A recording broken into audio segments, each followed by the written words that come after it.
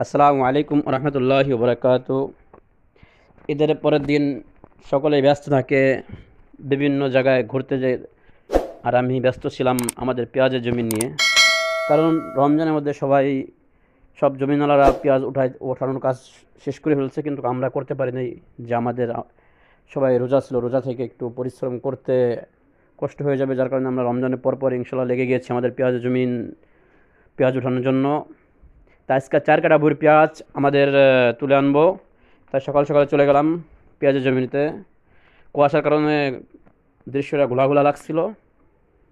তা সবার আগেই আমি যে শুরু করেছি, তারপরে ধারাবাহিকতাভাবে সবাই আমাদের জমিনে পৌঁছে গেছে। 4 কাঠা ভুঁইতে আমাদের পেঁয়াজের জমিনের পেঁয়াজ হয়েছে 50 কেজি। যে বস্তাগুলো আছে এই বস্তার 17 বস্তা পেঁয়াজ হয়েছে।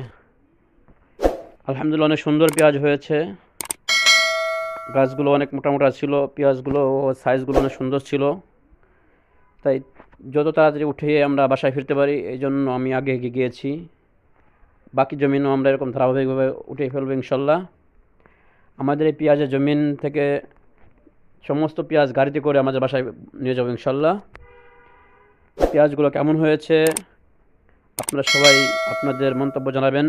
দেখাবো অন্য একটা ভিডিওতে। আসসালামু আলাইকুম ওয়া রাহমাতুল্লাহ।